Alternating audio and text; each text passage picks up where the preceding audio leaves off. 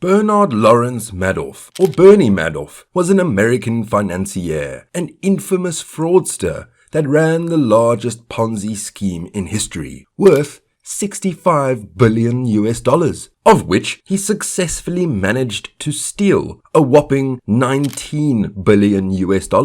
Once a well-respected financier and one-time chairman of the NASDAQ stock exchange, Madoff had everything one could ask for. Yet, once the greed and desire for more got to him, it was only a matter of time before he used his brilliant mind to con innocents of their hard-earned money. Hey guys, welcome to another exciting video from our channel. In this video today, we take a look at how the infamous fraudster Bernie Madoff managed to pull off the biggest financial fraud the world has ever seen. But before we get into it, subscribe to our channel and hit the bell icon to never miss a video from us. That said, let's take a look. Who was Bernie Madoff? Born in New York in 1938 in a working-class family of immigrants, Madoff first started a stockbroking firm with his brother using money they had made from odd jobs. Madoff began in the 1960s by trading penny stocks, or shares of small companies that are not listed on major stock exchanges. The same technique later used by Jordan Belfort, aka the Wolf of Wall Street. Naturally, the business began to prosper under Madoff's leadership. Working with his brother and two sons, his firm went on to become one of Wall Street's largest market makers and was among the pioneers of computerized trading. A pioneer and highly respected on the Wall Street, Madoff used his expertise in cutting-edge technology to help launch NASDAQ, the first electronic stock exchange, and even serving as chairman at one time. At one point, Madoff's brokerage firm was, by the 1990s, processing 10 to 15% of all trading in the New York Stock Exchange. Madoff was also known for being a philanthropist to several charity organizations and a major contributor to candidates of the Democrat Party in the United States. Even the federal regulators and government financial officers used to look at him as a trusted advisor. The respect he earned, although, had a dark secret behind it. Keep watching the video to find out what it was. The $65 billion Ponzi scheme. To go any further, one must first understand what a Ponzi scheme is. Ponzi schemes, in simple terms, are well-camouflaged cons that draw investors in by guaranteeing unusually high returns. Targeting mainly the desperate and greedy investors, the Ponzi schemes have been used to scam people out of their hard-earned money for more than 100 years now. Named after the conman Charles Ponzi, who in the 1920s promised 50% returns on investments in only 90 days and scammed people out of their money. He later ended up serving a 14-year prison sentence due to his scheme. Coming back to our guy Madoff. Madoff, then, was very respected in the financial industry, and his word was like one of the gods. However, behind his well-respected public persona, Madoff was running a very elaborate Ponzi scheme. Pretending to be trading securities, Madoff was running a proper Ponzi scheme, promising steady, double-digit returns to his customers, while actually using the money from new investors to pay back money to older ones. This made his scam operations seem profitable and legitimate, even though no actual profit was being made. Meanwhile, Madoff was pocketing any extra money and the fees. Madoff's respectable public persona and reputation of being one of the pioneers allowed the scam to sustain for several years, withstanding a severe recession in the 1990s, a global financial crisis in 1998, and the jittery aftermath of the 9/11 attacks.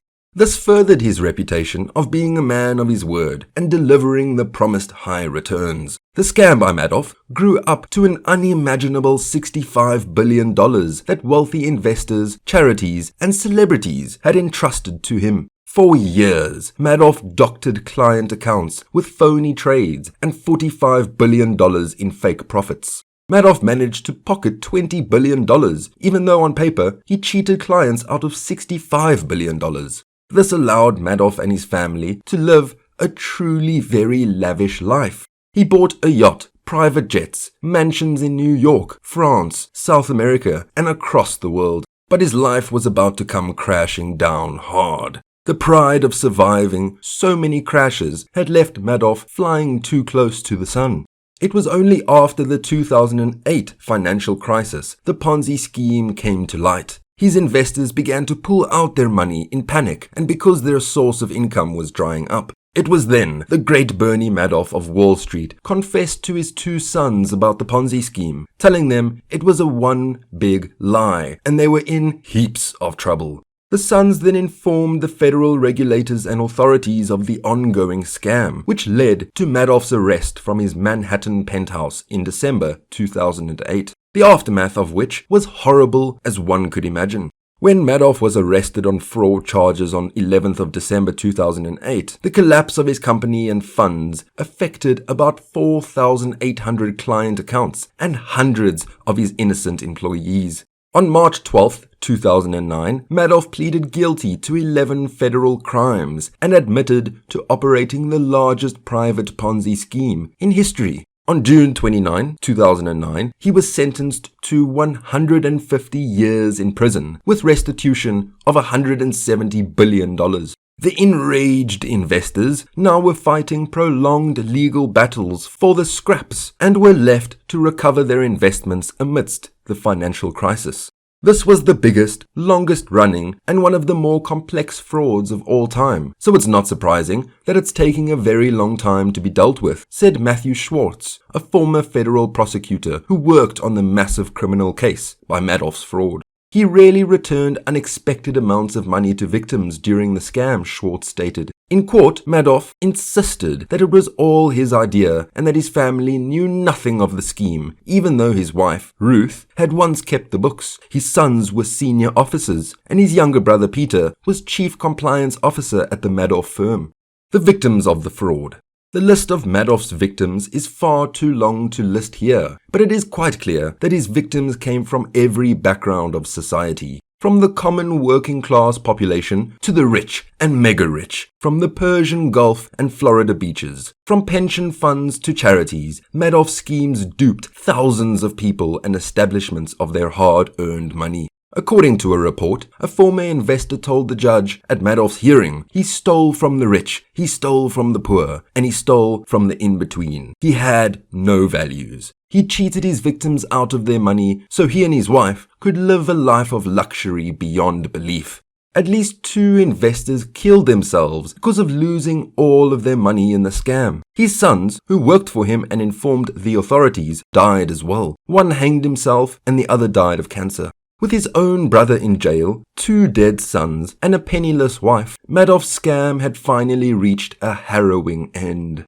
The fraud that put him in the history books was believed to be the largest in Wall Street's history. Over the years, court-appointed trustees laboring to unwind the scheme have recovered more than $14 billion of the total the investors put into Madoff's business. In the end, Bernie Madoff died at 82 in prison. His death at the Federal Medical Center in Butner, North Carolina, was confirmed by his lawyer and the Bureau of Prisons. His lawyer, Brandon Sample, said in a statement that the dead financier had lived with guilt and remorse for his crimes up until his death. Although the crimes Bernie was convicted of have come to define who he was also a father and a husband. He was soft-spoken and an intellectual. Bernie was by no means perfect, but no man is, the lawyer said. And with that, we have come to the end of the video. If you enjoyed watching it, then please like, share, and subscribe to our channel for more such exciting content. See you in the next one.